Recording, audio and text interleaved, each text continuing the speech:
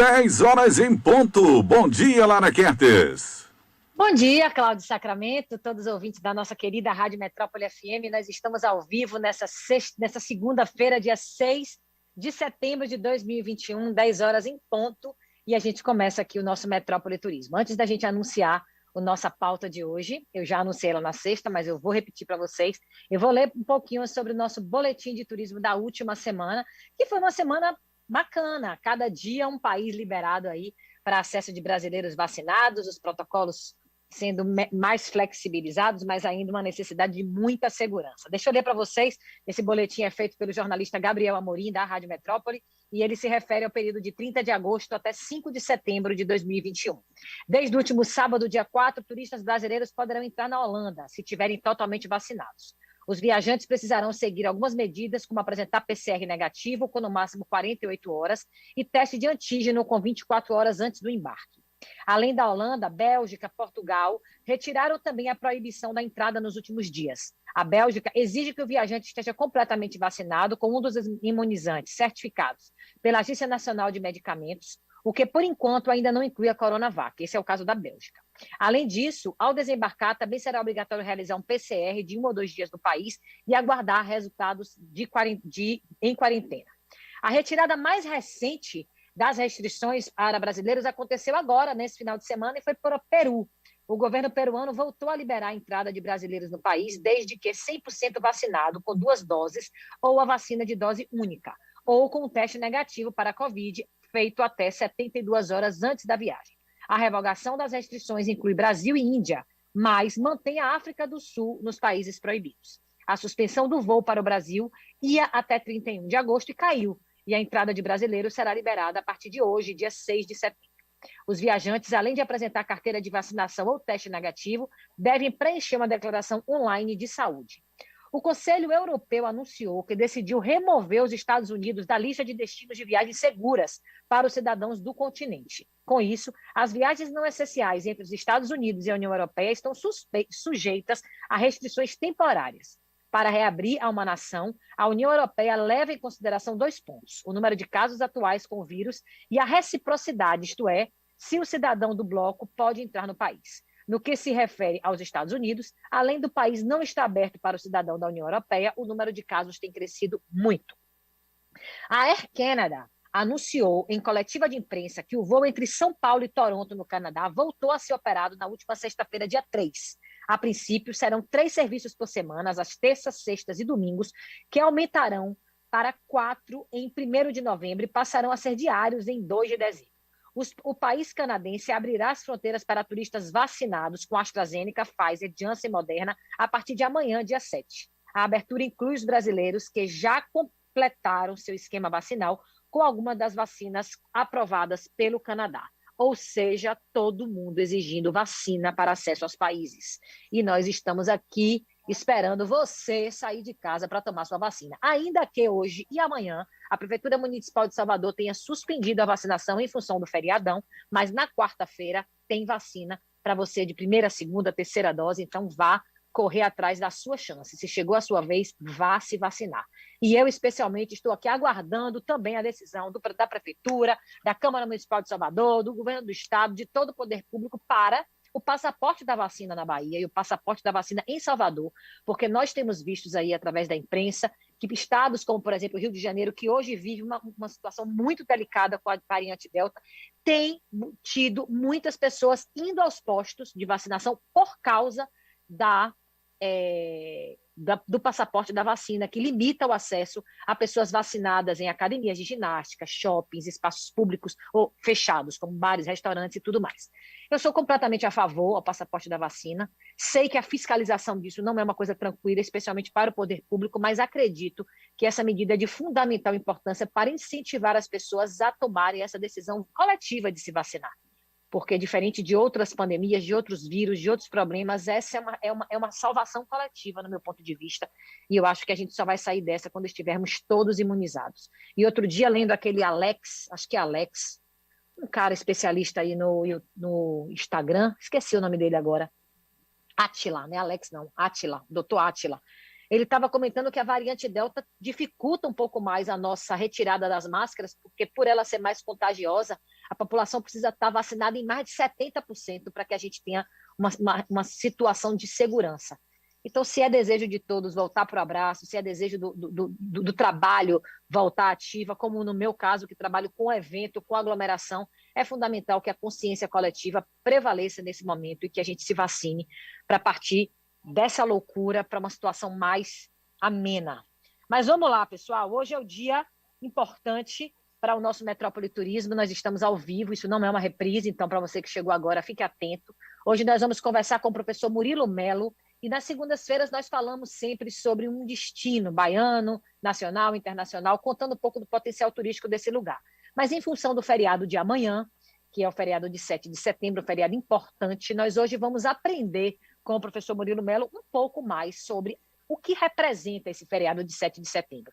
E eu tenho feito isso sempre nos feriados, porque eu passei a minha infância sabendo que os dias eram feriados, mas sem entender, enquanto criança, o porquê do feriado. É o dia de ter aula, é o dia da mamãe e o papai não ir trabalhar, mas exatamente por quê? Essa é uma data importante, por que nacionalmente ninguém vai à escola, ninguém vai ao trabalho, porque é importante entender o que aconteceu nessa data, em todas as datas em que são feriados no nosso país, no nosso estado. Então, hoje nós vamos ensinar você aí, que ainda não sabe exatamente a história do 7 de setembro, o professor Murilo vai nos contar um pouco dessa história e eu desejo de verdade que você chame seus filhos para assistir um pouco dessa história. E se não puder agora, porque eles estão na aula, ou porque estão fazendo qualquer outra coisa, busca um tempinho depois no nosso youtube.com/portalmetro1 para deixar simbolizada, marcada a informação do porquê essa data importante precisa ser comemorada. Professor Murilo Mello é o meu entrevistado de hoje. Muito bom dia, professor. Bem-vindo ao Metrópole Turismo mais uma vez.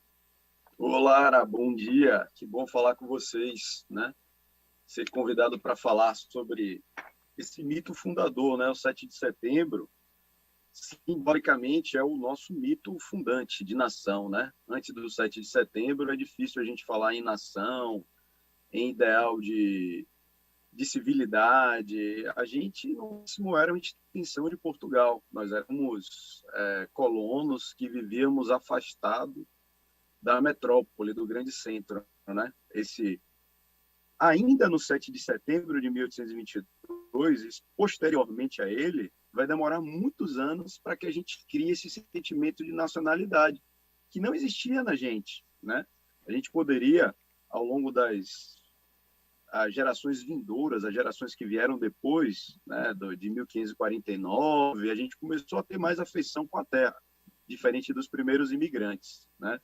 Mas mesmo assim, a gente não se considerava brasileiro, não existia Brasil, não existia bandeira, nem tampouco camisa de seleção brasileira, que são símbolos extremamente modernos, né? Não existia hino e principalmente não existia o sentimento de nação que começa a ser gestado de uma maneira mais significativa nesse entorno do 7 de setembro. O 7 de setembro é uma data, mas no entorno dele, nos anos anteriores, nos meses anteriores, vai se dar essa construção e posteriormente também, né, haverão mais fatos, né, mais passos ao longo da história do Brasil para que ocorra essa independência de maneira definitiva. Então, a gente está falando sobre o marco fundador, a gente está falando sobre algo que simboliza o nascimento da nação brasileira, extremamente significativo.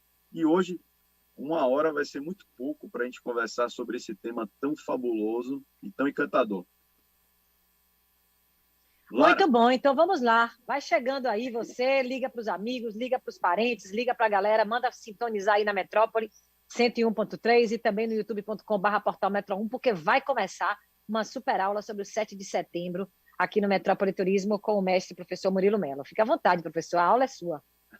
Lara, eu vou pedir licença para recuar um pouco ao tempo, quando a gente vai discutir sobre um fato, o fato esse é o 7 de setembro de 1822, a gente não consegue entender esse grito de Ipiranga por si só. A gente precisa entender esse contexto, saber o que estava acontecendo, tentar mergulhar um pouco mais naquele período para compreender por que aquilo aconteceu. A gente tem que largar um pouquinho as amarras da contemporaneidade para recuar o tempo e tentar enxergar o mais próximo possível esse passado. O que estava acontecendo?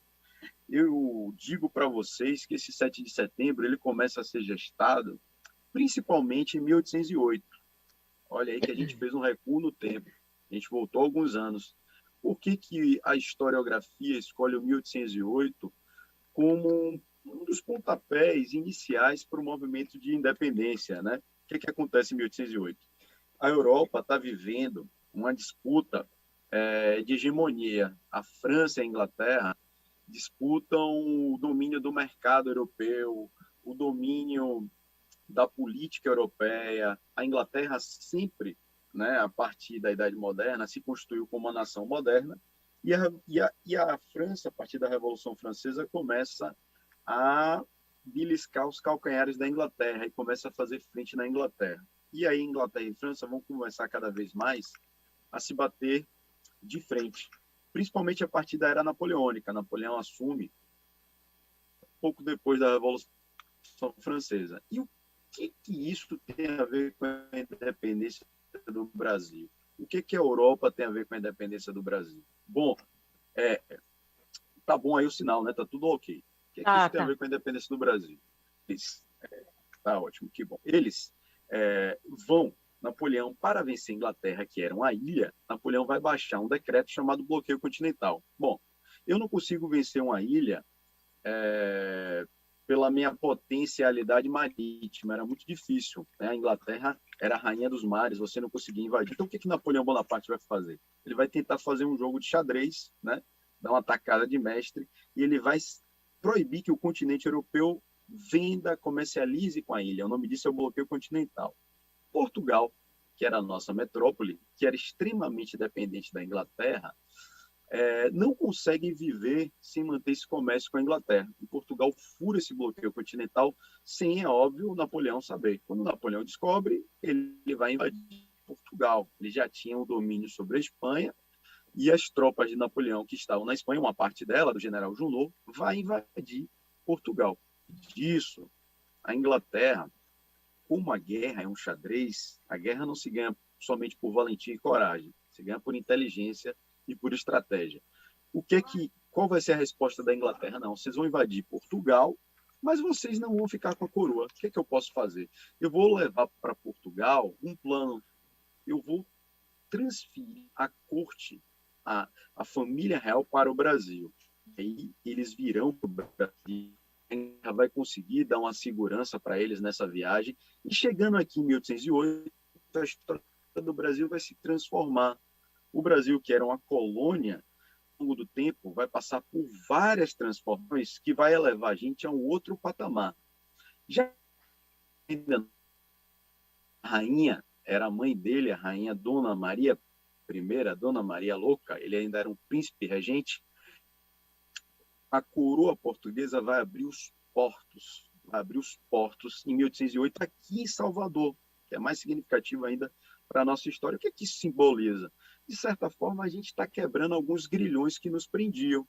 A gente, como a gente era uma colônia, a gente não tinha liberdade econômica de vender e comercializar com qualquer nação. A gente era uma extensão de Portugal.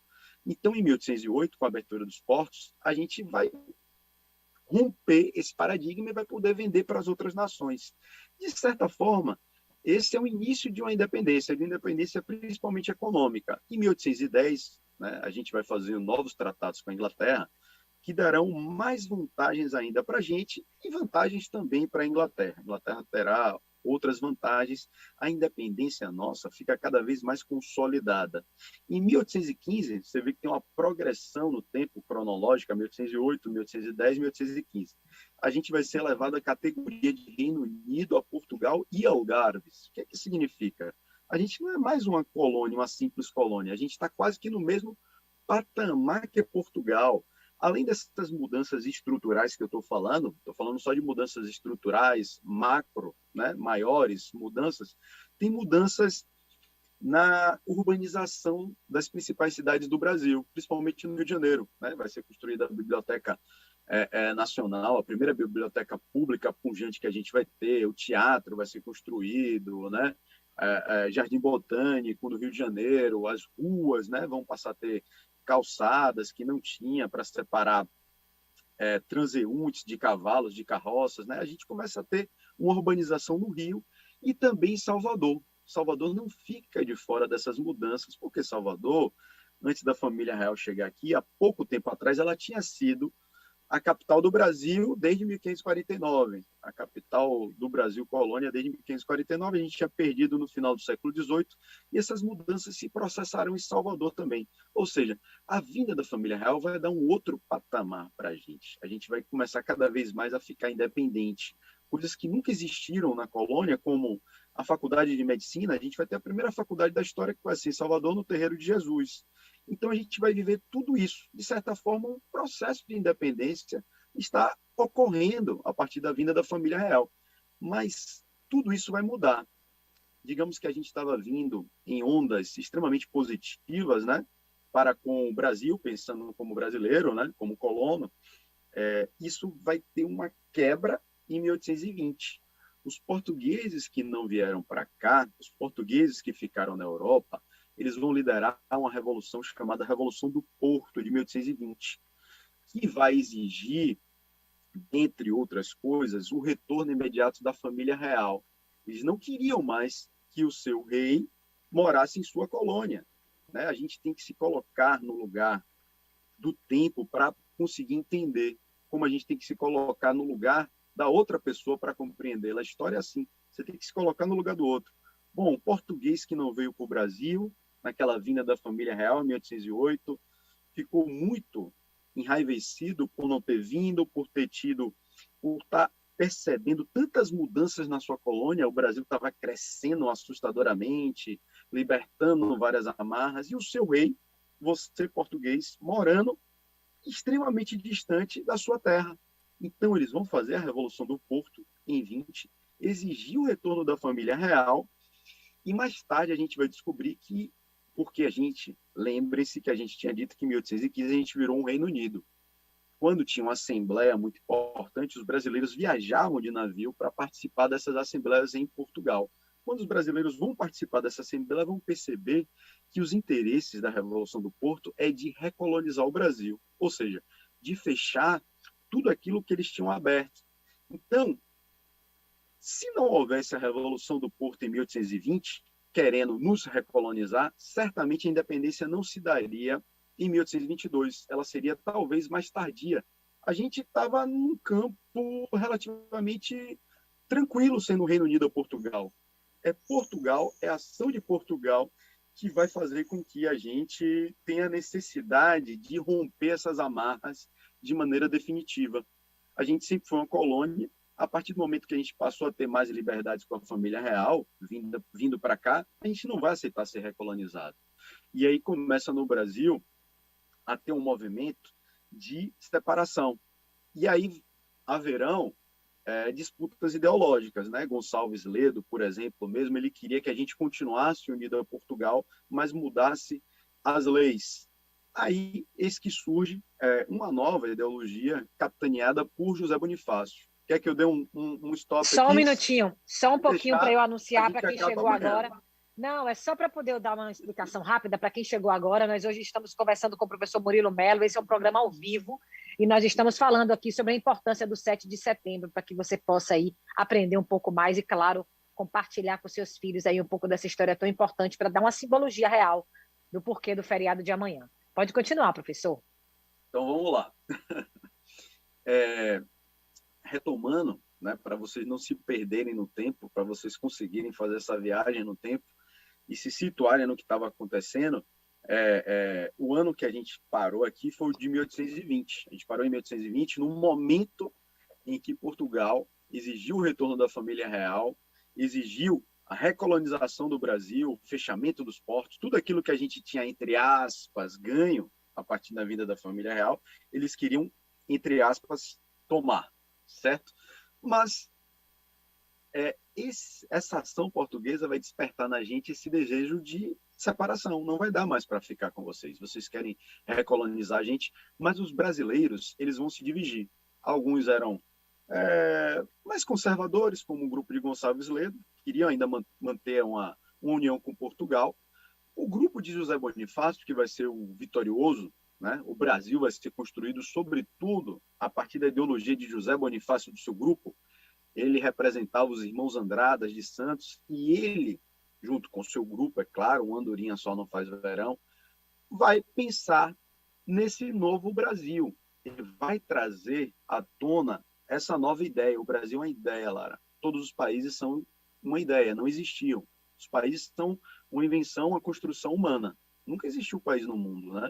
A gente naturaliza, eu sou brasileiro. Até um tempo atrás você não era brasileiro, não tinha Brasil. Os indígenas não tinham essa noção de brasilidade, nem essa noção de nação. Essa nação vai ser construída ao longo do tempo. E é o grupo de José Bonifácio que vai botar as cartas na mesa. Ele vai falar, ó, eu tenho um projeto, o projeto é unir essas capitanias que eram distantes. O Brasil não dialogava, Lara. Você morava em Pernambuco, você tinha uma vida em Pernambuco, você não tinha tantos trâmites e tanta facilidade para chegar na Bahia. A Bahia era muito distante de você. O Pará era um outro mundo.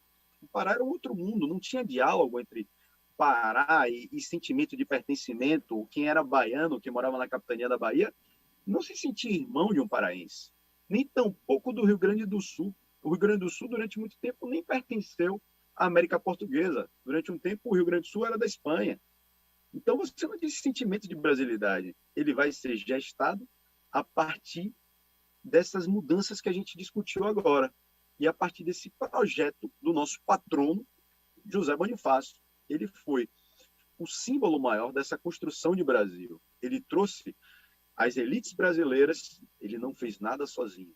Ele não fez nada sozinho. Ele trouxe as elites brasileiras para sentar e colocar no papel. Gente, a gente pode criar uma nação. Ao invés de se separar como a América Espanhola se separou, se a gente olhar para o lado, olhar os nossos irmãos, Argentina, Venezuela, Colômbia, Chile, Bolívia, eles se fragmentaram, eles viraram várias republiquetas, como a historiografia fala, se refere à independência deles. A independência deles foi para e passa a nossa, foi no mesmo período do que a nossa, no mesmo contexto. Chegada de ideais iluministas, né? Revolução Francesa influenciando a independência dos Estados Unidos, e eles se fragmentaram, e na nossa visão, eles se fragilizaram. Eles formaram repúblicas menores.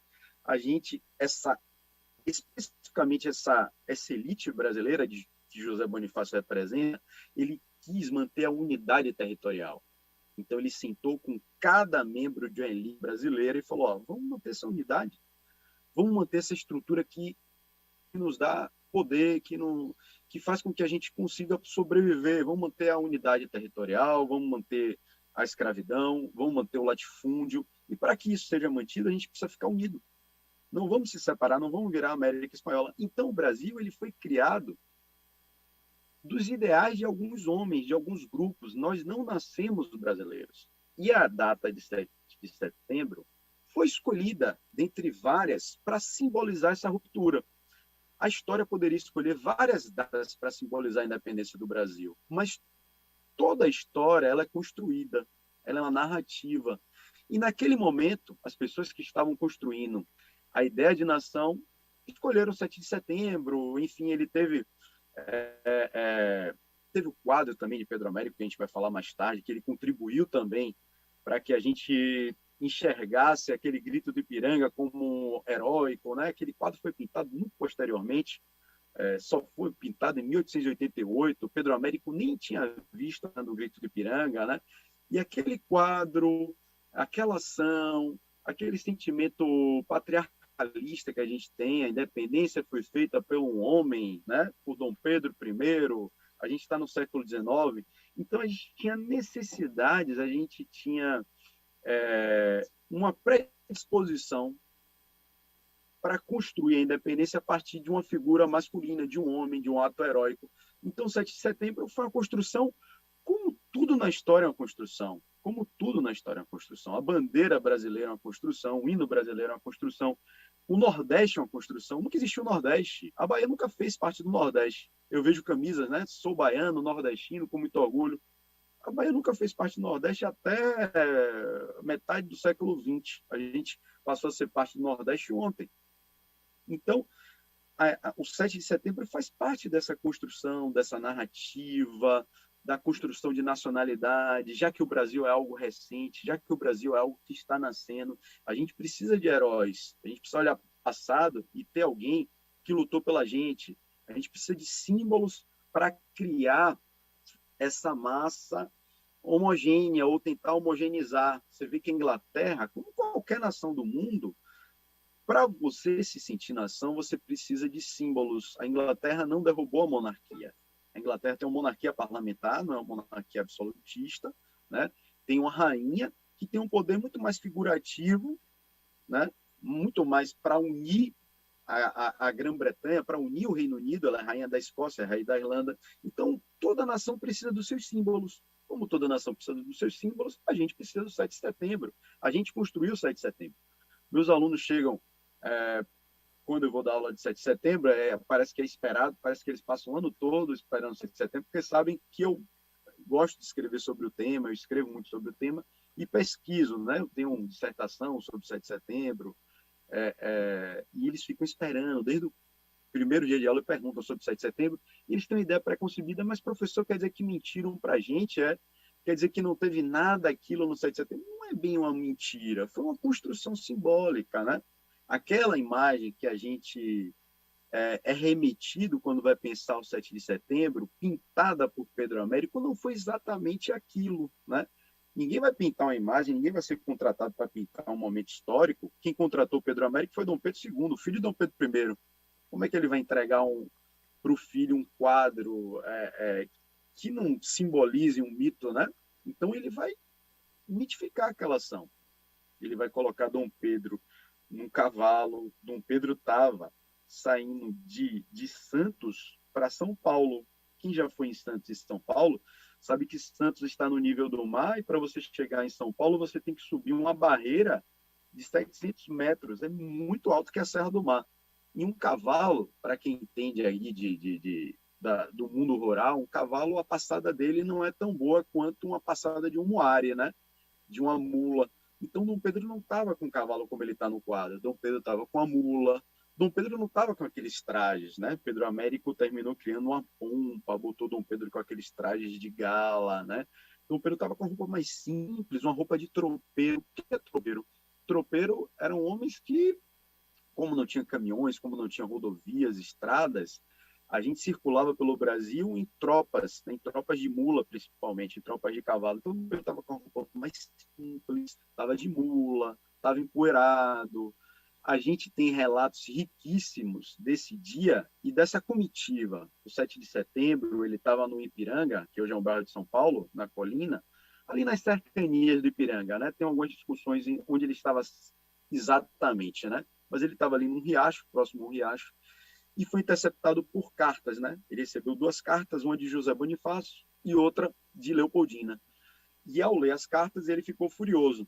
E a gente tem tantos relatos sobre essa comitiva. Tinha um padre no meio dele, que era o padre Belchior, que vai escrever textualmente que Dom Pedro teve um desarranjo intestinal no 7 de setembro, naqueles dias, por comer certamente uma comida típica, talvez uma feijoada. Segundo o padre Belchior, na linguagem do século XIX, Dom Pedro tinha ido ao mato, a uma moita, quebrar o corpo. Quebrar o corpo seria defecar, né? Dom Pedro defecou naquele dia, então talvez ele tenha ficado mais furioso ainda nesse 7 de setembro, né? Então esse 7 de setembro é uma delícia. O 7 de setembro, Lara, ele remete também às lutas de independência. E na Bahia, talvez não vou tirar o talvez, certamente a luta separatista mais significativa da história do Brasil, da independência, foi aqui, o 2 de julho, a Batalha de Pirajá é a mais significativa de todas. No resto do Brasil houveram algumas lutas, depois do 7 de setembro, separatistas, que foram ínfimas em comparação à nossa, né? Número de participação, de pessoas, número de mortos, feridos, né? A nossa foi a mais significativa do Brasil. Com uma história, uma construção, a gente poderia ter pego, sim, o 2 de julho para simbolizar a independência do Brasil.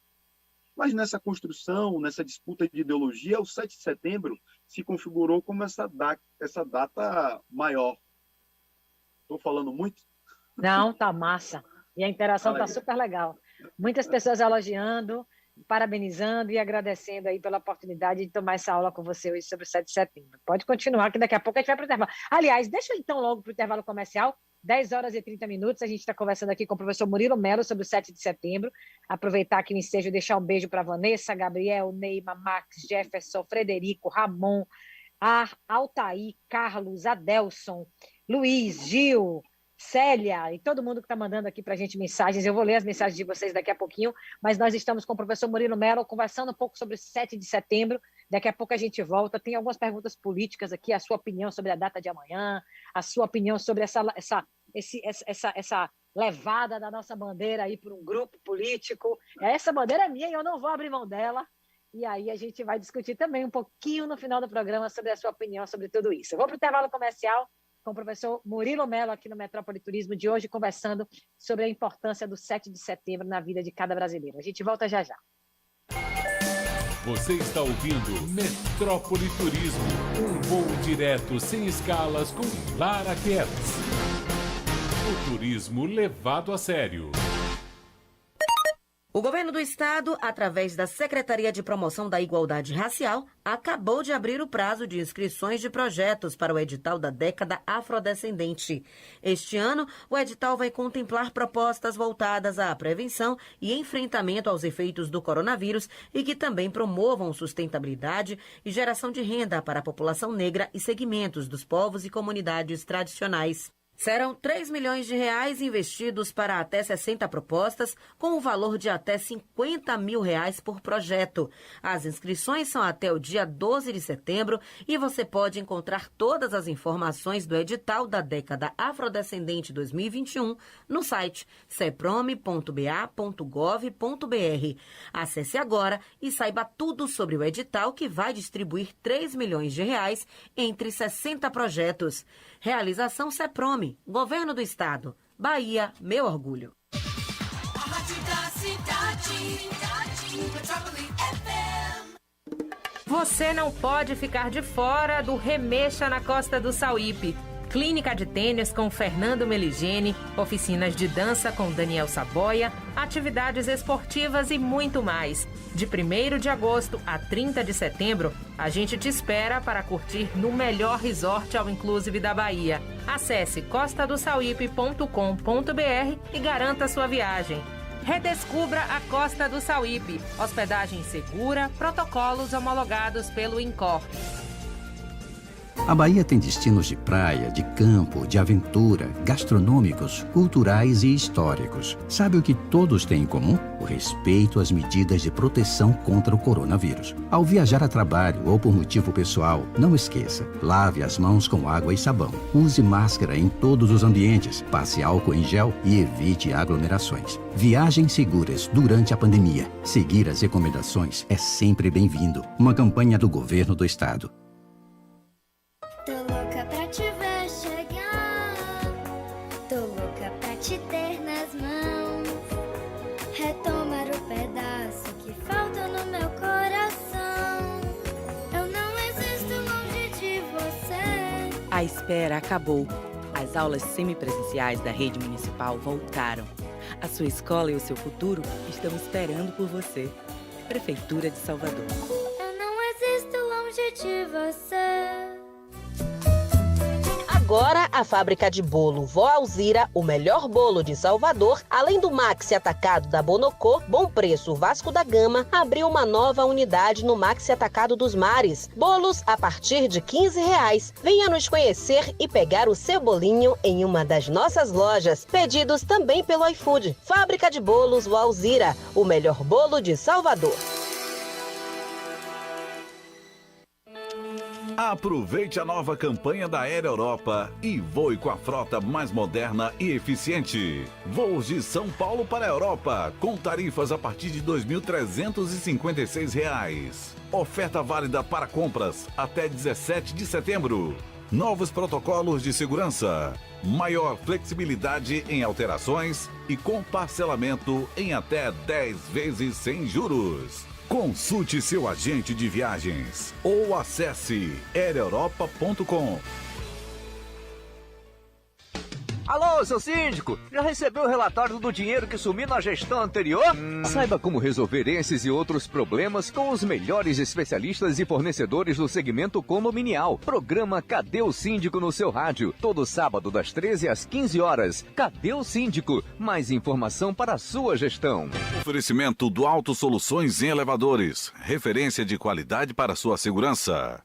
Aquatime. Acesse www.lojaaquatime.com.br e encontre os melhores produtos para a sua piscina. Aguardem o novo site do Cadê o Síndico, com muitas novidades para o segmento condominial. CREA Bahia, um conselho compromissado com os profissionais e com a sociedade. E Sicoob, a maior instituição financeira cooperativa do país. Abra conta do seu condomínio e participe dos resultados. A rádio da cidade. Metrópole FM. Você está ouvindo Metrópole Turismo, um voo direto sem escalas com Lara Kertz. O turismo levado a sério. Agora são 10h35, Lara. E estamos de volta com o Metrópole Turismo ao vivo, conversando hoje com o professor Murilo Mello sobre o 7 de setembro. Antes da gente continuar aqui com a nossa super aula com o Murilo, que disse que tem um dia inteiro para contar aqui sobre o 7 de setembro, eu vou ler algumas mensagens dos ouvintes para prestigiá-los. Vanessa dá bom dia, Gabriel diz salve, professor Murilo, vamos começar uma grande aula, diz ele. Neuma dá bom dia. As heranças coloniais inibiram o sonho da nação, disse Max. Jefferson diz, antes da independência eu só sei que a coisa de uma coisa, o pau estava quebrando feio. Max diz salve, professor. Frederico, salve, professor. Ramon, bom dia, Lara, e a todos. Cheguei atrasado, mas estou aqui. Max diz que os pernambucanos resistiram e se autoproclamaram república em 1817. Muito esclarecedora a aula do meu amigo Murilo, diz Altair. Dia 7, vista o branco da paz, diz Carlos Félix. Adelson diz, grande professor Murilo. Dia 7 de setembro, todo mundo de branco, branco da paz.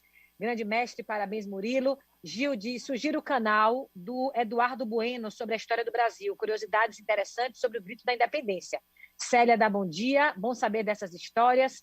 Gil diz que Dom Pedro foi atender o chamado da natureza antes do grito. Quando você falou que ele foi defecar. Parabéns, Murilo. Vamos construir um 7 de setembro diferente, diz Carlos. Muito bem, professor, vamos continuar aí com a aula, está todo mundo super, super, super interessado e a gente quer aprender um pouco mais sobre essa data importante. Pois é, Lara.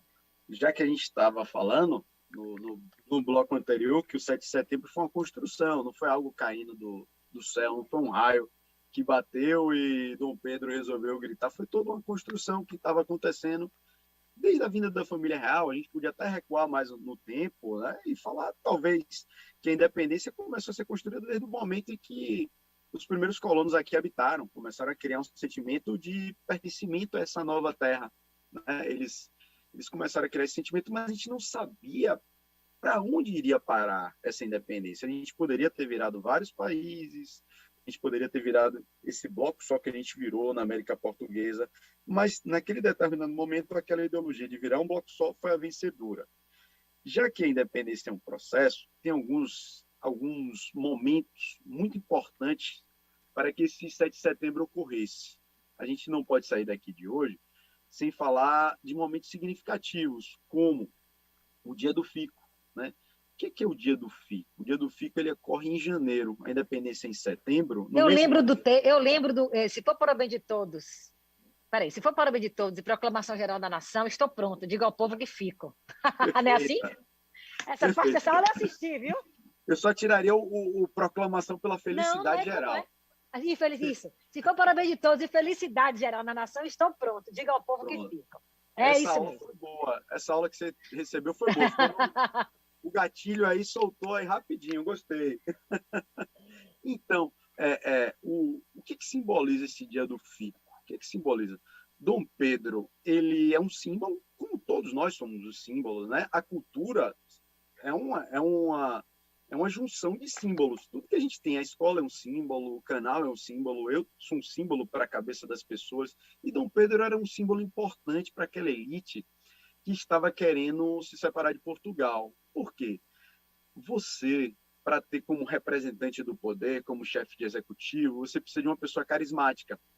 Dom Pedro era um cara extremamente carismático. Dom Pedro comia com as mãos, Dom Pedro comia com escravizados, Dom Pedro foi criado solto, usando a expressão aqui popular, brincando com filhos de escravizados, Dom Pedro subia em árvore, tem vários relatos de Dom Pedro brigando, Dom Pedro frequentava tabernas, tinha um amigo que não era brasileiro, mas era um estereótipo de um determinado grupo de brasileiro, que era o chalaça, né, que gostava de beber. Então, Dom Pedro, ele tinha noções de instrumentos musicais. Dom Pedro era um músico certamente respeitável, um músico mediano respeitável. Então, Dom Pedro sabia de equitação, montava cavalo. Então, ele é o cara certo para o momento certo. Então, essas elites, elas não tinham nenhum símbolo, não tinha nenhuma pessoa que tivesse esse carisma. Então, eles vão atrás de Dom Pedro. Dom Pedro, a gente precisa de você. Você vai simbolizar esse nosso novo projeto. Certamente ele deve ter colocado assim na mesa. Mas como? Se eu sou português, eu estou no Brasil desde cedo, minha família veio para cá, eu cheguei aqui muito novinho, virei brasileiro, mas minha família está indo embora. Então, Dom Pedro ficou dividido. Se eu vou com meu pai, com minha mãe, se eu vou com meu pai e com minha mãe, minha vida está resolvida. Eu sou filho de um rei, mais tarde a coroa vai chegar. Então, qualquer pessoa que durma na zona de conforto iria para Portugal. Dom Pedro não era esse tipo de pessoa. Dom Pedro, ele era fora da caixa nesse sentido. Então, o que vai despertar nos olhos de Dom Pedro? Uma possibilidade de construir uma nova história. Bom, eu vou fazer diferente.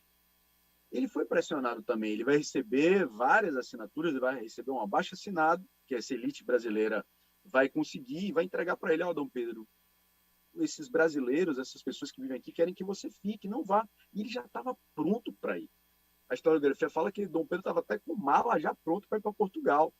E no último momento ele resolve ficar. E o que simboliza esse fico, esse 9 de janeiro de 1822? Simboliza que ele vai ficar ao lado da questão brasileira, que ele rompeu politicamente, ideologicamente, com sua pátria-mãe, que é Portugal.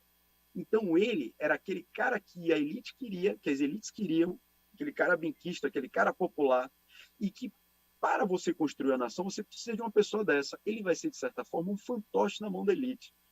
Como quase todo chefe de executivo, de certa forma, ele representa um grupo. A gente tem essa ideia de que o rei pode fazer o que quiser, um presidente.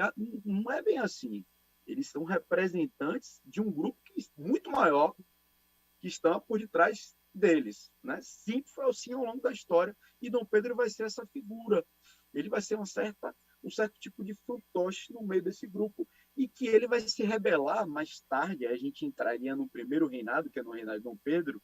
Ele vai se rebelar contra esse grupo no primeiro projeto de construção que vai ser entregue a ele. A gente vai se separar em 22, em 23 vai ser formada uma Assembleia Constituinte, e quando for entregar esse projeto, que é a Constituição da Mandioca, ele não vai aceitar, porque esse projeto previa um Brasil com um poder liberal. O que seria o poder liberal naquela época? Seria as províncias com muita autonomia, seria mais ou menos como era antes. E eles pediram para que Dom Pedro ficasse, para que esse poder fosse centralizado na figura dele, na monarquia, e principalmente na cidade do Rio de Janeiro. Então, de certa forma, Dom Pedro foi traído. E Dom Pedro, como era colérico, Dom Pedro não aceitava desaforo para casa, Dom Pedro era um cara febril, né, emotivo. Ele vai rasgar a Constituição, ele vai fechar a Assembleia, ele vai mandar prender aqueles andradas que a gente tinha dito que são os construtores, entre aspas, do Brasil. José Bonifácio vai ser preso por Dom Pedro I, vai ser exilado. Então, Dom Pedro é um cara extremamente colérico, extremamente passional. O amor e o ódio caminhavam ali com ele de uma maneira, né? E Dom Pedro, de certa forma, foi traído, sim. Solicitaram para que ele ficasse lá no 9 de janeiro. Quando ele fica, constrói um Brasil que não tinha sido prometido para ele. Então, a gente precisa destacar o 9 de janeiro, a gente precisa destacar uma data importante que passa batido na memória dos brasileiros, que é o maio de 1922. De certa forma, a gente está independente já em maio, antes de setembro. O que é que a gente vai fazer? A gente vai estabelecer o Cumpra-se. O que seria o Cumpra-se? A partir de maio, qualquer lei que chegasse de Portugal não teria valor aqui no território brasileiro se Dom Pedro não autorizasse. Ele vai ser eleito por um grupo muito antes de setembro, um mês antes de setembro, como príncipe regente. Pernambuco, como meu querido e amigo Max, né, meu colega, professor de História Max citou aí, Pernambuco vai ser a primeira província que vai reconhecer Dom Pedro como príncipe regente. Fora Pernambuco, o lugar mais significativo do Brasil numa linha cronológica, é o Recôncavo Baiano. O Recôncavo Baiano era o interior mais importante politicamente, economicamente, do Brasil. Eu digo sempre que o feto brasileiro é o Recôncavo Baiano. Santo Amaro da Purificação era o centro do Brasil. Cachoeira era o centro do Brasil. Qualquer recuo no tempo que você for, o contingente populacional sempre foi no Recôncavo maior, o poderio econômico sempre foi no maior, os políticos que faziam parte do Império, boa parte vinha do Recôncavo Baiano, e Santo Amaro da Purificação, depois de Pernambuco, vai ser a primeira região do Brasil a reconhecer Dom Pedro como príncipe regente antes do 7 de setembro. Olha a importância do Recôncavo Baiano, olha a importância de Santo Amaro da Purificação, Maragogipe vai a cabo, também vai reconhecer, Cachoeira também vai reconhecer. O Recôncavo Baiano tinha um poder político que nenhum brasileiro hoje consegue imaginar, né? Como a história e o ser humano é um eterno devir, a gente sempre está em transformação, a história se transforma, as regiões se transformam. O Recôncavo perdeu a importância econômica, a cana perdeu a importância econômica, o fumo perdeu a importância econômica, e hoje outras regiões do Brasil têm essa primazia aí, né? Representam esse poder político e econômico no Brasil. Então a gente tem um escalonamento cronológico até chegar ao 7 de setembro. E depois do 7 de setembro, a independência ainda continua por vir.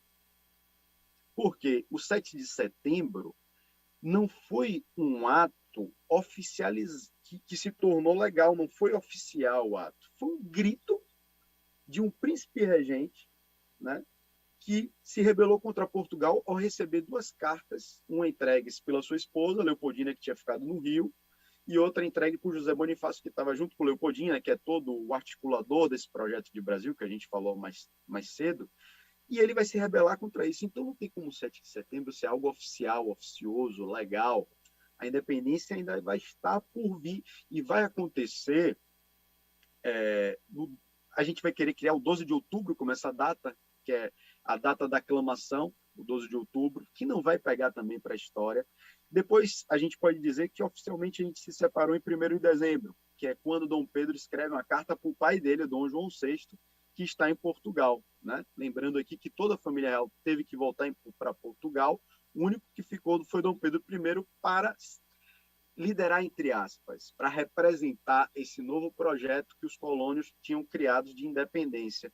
E a independência vai ser feita por sangue também. A gente tem a visão de que a independência foi feita com sangue somente nos Estados Unidos e somente na América Espanhola. Nos Estados Unidos foi muito mais sangue. Na América Espanhola, na Argentina, na Venezuela, a gente tem as figuras de Simão Bolívar, de San Martín, né? Que são os chamados libertadores. Aqui também vai ter sangue.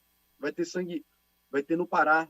Uma parte dos paraenses não vão querer fazer parte do Brasil. Hoje ninguém questiona a nacionalidade, mas antes se questionava se não existia. Tem alguns paraenses que falam, eu não quero fazer parte desse Brasil, não.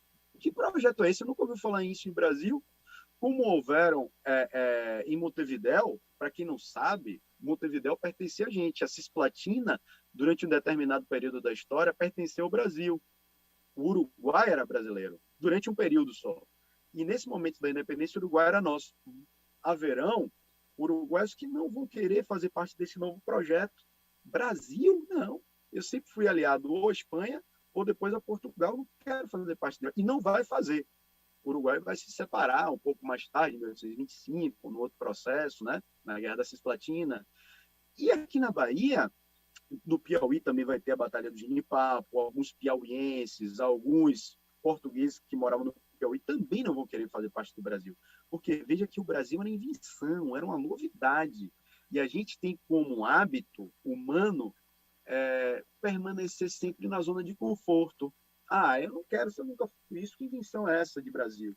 Então, muitas pessoas do Piauí, muitas pessoas do Maranhão, portugueses que moravam no Maranhão, ficaram aliados a Portugal durante esse processo, como baianos ficaram aliados a Portugal e portugueses que aqui moraram ficaram aliados a Portugal. A gente vai ter que fazer a Batalha do 2 de Julho, a Guerra do 2 de Julho, que vai ter personagens fabulosos. A Guerra do 2 de Julho, a Batalha do 2 de Julho, é uma série da Netflix, é uma série perfeita da Netflix. A gente tem personagens inimagináveis, temos Maria Quitéria, temos Joana Angélica, a gente tem o Coronel Santinho, que é o Visconde de Pirajá, a gente tem Thomas Cochrane, a gente vai ter que contratar mercenários para lutar aqui, porque a gente não tinha um exército. Se o Brasil está nascendo, gente, como é que você tem um exército pronto? A gente vai contratar mercenários para lutar contra Portugal e contra baianos que ficaram ao lado de Portugal. Ninguém fala isso, mas baianos ficaram ao lado de Portugal também, alguns, né? Outros baianos se colocaram contra e falaram, não, bancaram, eu quero fazer parte desse Brasil aí. Eu acho que esse Brasil vai ser importante, enfim, economicamente para a gente formar um bloco. Eu topo esse Brasil.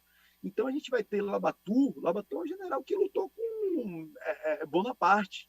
Um homem que lutou com o general Bonaparte, a gente vai contratar ele a peso de ouro para liderar nossas tropas aqui, para tentar fazer frente a Portugal, que tinha um exército mais organizado. A gente não tinha um exército.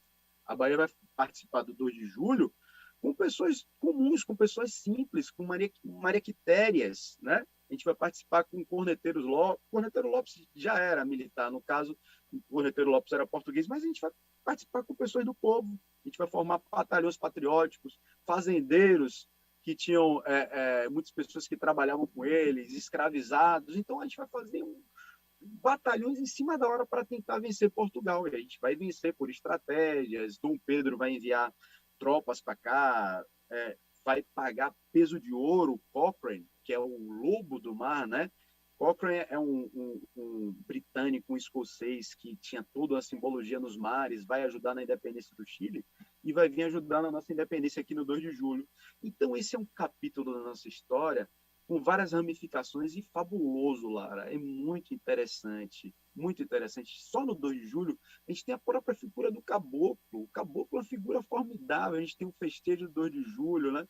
Você vê que a Bahia, a gente conseguiu construir o símbolo de brasilidade, mas a Bahia ainda tem um regionalismo pujante. Se você perceber, a participação popular, ela se dá de uma maneira muito mais esfuziante no 2 de julho, que é a independência da Bahia, do que no 7 de setembro. Você vê que o 7 de setembro é um festejo muito mais formal, muito mais cívico, muito mais distante da gente. A gente vai para o 7 de setembro não para participar, a gente vai para apreciar. O 2 de julho não, que é a data baiana, a gente se vê mais na data baiana. Nessa República Baiense, né? A gente vai para o 2 de julho para festejar, para pegar no caboclo, para se enfeitar, para enfeitar a casa. Então, nessa construção de Brasil que deu certo, a gente só tem um idioma, a gente tem uma bandeira, a gente se vê na pátria, ficaram resquícios ainda desse regionalismo. A gente não conseguiu romper totalmente esse regionalismo, que eu acho a nossa riqueza, a nossa pluralidade, né? Você vê isso na música, né? O Pará tem sua música, a Bahia tem a sua música, a Bahia tem a sua bandeira. Mas a gente... E é interessante que a gente não tem um espírito separatista que tem em outros lugares na Europa. Na Europa, quando aconteceu essa aglutinação, essa formação de países que nunca existiu, o país é uma invenção moderna, a Espanha é extremamente separatista. A Espanha tem os bascos, né? Há tempos atrás, há décadas atrás, era algo muito mais pujante, né? Inclusive tinha atentados terroristas, né? A gente tem os galegos que também participaram, a gente tem os catalães que participam ainda hoje, né? Essa independência, eu diria que conseguiu, nesse quesito, dar mais certo. A gente não tem grupos separatistas no Brasil, a não ser parcos e pouquíssimos indivíduos lá no sul do país que não tem nenhuma força, né? Que não tem. Então, esse projeto de José Bonifácio, esse projeto dos irmãos Andradas, esse projeto de construção do Brasil, que vai precisar de uma data e de um herói, nesse quesito vai dar certo. A gente vai conseguir construir essa brasilidade. O Brasil realmente vai existir no que tange a questão pertencimento. A gente se sente brasileiro, né? Apesar de ainda se sentir baiano também, né?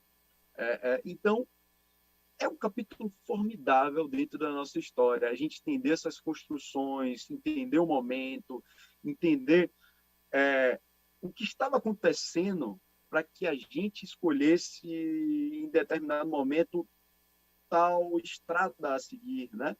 Eu gosto muito dessa aula, eu gosto muito desse contexto, eu gosto muito de trazer isso na contemporaneidade, até para a gente desnaturalizar o presente. Como a gente só nasceu no presente, a gente não participou nem viveu o passado, a gente acha que tudo que existe hoje sempre foi assim, a gente naturaliza o presente. E nem sempre foi assim. O mundo é uma eterna construção. Nem sempre existiu o Brasil, nem sempre existiu bandeira, nem sempre existiu o Nordeste. As coisas eram... A Bahia tem esse tamanho, né, como é hoje, um cidadão que nasce em Ilhéus se sente baiano, mas se um cidadão que nascesse em Ilhéus, há anos atrás, ele não era baiano, porque Ilhéus pertencia a outra capitania. Ilhéus só vai fazer parte da Bahia no século XIX. Porto Seguro, tampouco. Porto Seguro era uma outra capitania, mas que hoje a gente chama de baiano. E como a gente só tem o presente como referencial, poucas pessoas vão revisitar o passado e ter mais referenciais para poder compreender esse momento. A gente não tem essa visão, a gente naturaliza o tempo inteiro o presente. E nem sempre o mundo é um eterno presente. O passado era completamente diferente, ou muito diferente. Professor, olha só, a gente está chegando ao fim do programa, mas eu tenho duas perguntas aqui que eu queria fazer para você. Primeiro, um ouvinte chamado Marcos, ele pergunta o seguinte: professor, para quem quer aprofundar um pouco mais esse conhecimento sobre o 7 de setembro, o senhor indica algum livro ou, de preferência, um documentário ou série que aborde o assunto? Para um leigo, para um amante da história, eu acho que o livro de Laurentino Gomes está de bom tamanho, é muito bom. O livro que vendeu como água. Laurentino Gomes não é um historiador, mas faz um trabalho sério de pesquisa, levanta documentação, ele é um jornalista e ele virou um best-seller. Laurentino Gomes virou um best-seller. O livro é 1822, é uma leitura fácil, uma leitura tranquila, ele divide em capítulos e você mergulha de uma maneira significativa naquele momento. Leia 1822, é muito interessante. E se você gostar do tema, você mergulha na independência da Bahia, que é uma ramificação do 7 de setembro. O 7 de setembro ele não acaba por si só. Ele vai continuar ainda em lutas separatistas pelo Brasil. As leituras sobre o 2 de julho são fabulosas. Eu adoro as leituras sobre o 2 de julho. Mas já que ele perguntou 7 de setembro, aí vai a dica. Aí, o 1822... Alguma série ou documentário ou não? Série ou documentário está por vir. Não tem uma série, nem um documentário que traga isso de uma maneira mais profunda. Não indicaria. Tem alguns canais do YouTube, né? Você vai ter que aparar as arestas ali, pode assistir, né? Mas não tem ainda um trabalho, não. Eu já pensei muito em trazer esse tema, construir um documentário, uma série sobre isso. Eu já pensei muito, já recebi algumas propostas. Um dia vai sair. O Brasil precisa. Outra coisa é que tem muitas perguntas aqui no ramo político, né? Eu comentei com você no final do primeiro bloco que muitas questões políticas aqui rodando o programa de hoje. Então, para sintetizar a pergunta dos ouvintes e para não aprofundar especificamente na política, eu vou resumir aqui mais ou menos a ideia e perguntar para você como você espera o 7 de setembro amanhã. O 7 de setembro? Tem o 7 de setembro oficial e tem o nosso 7 de setembro, né? Eu espero um 7 de setembro com a palavra alteridade. Alteridade é o respeito ao outro. É uma palavra que acompanha na minha vida. Eu sempre procuro me vestir de alteridade. É o se colocar no lugar do outro, é o respeitar o lugar do outro, respeitar a fala do outro. Né? Eu acho que essa é uma palavra que a gente não pode deixar de fazer uso e de se vestir dela. Né? Ela não pode estar só no verbo, ela tem que estar dentro da gente nas nossas ações. Então, a palavra aí do 7 de setembro é alteridade. Virgínia pergunta aqui, em que esse 7 de setembro de amanhã poderá ser diferente dos demais, professor? Tem nada em alguma coisa? Tem uma mudança contemporânea, a gente está vivendo um período de pandemia, né? O 7 de setembro do ano passado já foi diferente. Não existe, Lara, nenhum 7 de setembro igual ao outro. Nunca. Como não tem nenhum 2 de julho igual ao outro.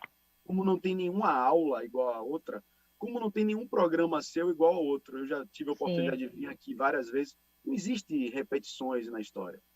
Um 7 de setembro fala sobre um passado, sobre uma construção do passado, mas ele é encenado no presente. Então, ele sempre vai falar sobre o seu presente.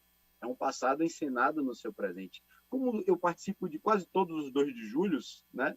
Eu escrevo sobre o 2 de julho, né? Eu pesquiso o 2 de julho, eu nunca fui com 2 de julho igual ao outro. A pauta é outra, o contexto é outro, porque nós somos fluidos, a gente sempre está em transformações, em modificações, né? E essa talvez seja a graça da vida. Muito bom, professor Murilo Mello, conversando hoje aqui sobre o nosso 7 de setembro, que é amanhã, e, portanto, amanhã é um feriado nacional. Nós não estaremos aqui ao vivo, teremos uma reprise do nosso programa, mas na quarta a gente volta ao vivo com o Metrópole Turismo e, claro, falando sobre um bairro aqui para vocês. Quero desejar a todos um excelente dia, um excelente feriado, com responsabilidade, sem aglomeração, respeitando as regras da pandemia, porque nós ainda estamos nela. Quero dizer a você que curtiu, que compartilhe, que divida com os seus amigos a oportunidade de assistir um pouco dessa aula depois. Se você tem a oportunidade de mostrar a seus filhos, a seus netos, um pouco dessa aula de hoje, mostre a eles aí o youtube.com/portalmetro1 desse Metrópole Turismo de hoje. Agradecer mais uma vez ao professor Murilo Mello por essa oportunidade de falar para a gente aqui sobre essa data importante e desejar também a ele um excelente final de semana. Na quarta a gente volta ao vivo, mas amanhã me prestigia aí numa reprise muito especial que a gente separou para vocês. Um beijo para todos, fiquem com Deus e a gente se vê depois de amanhã aqui ao vivo. Tchau, tchau, professor. Muito obrigada, pessoal. Até mais. Tchau, Lara. Você acabou de ouvir Metrópole Turismo. O turismo levado a sério. Metrópole Turismo. Oferecimento Air Europa. Senac. Seu futuro.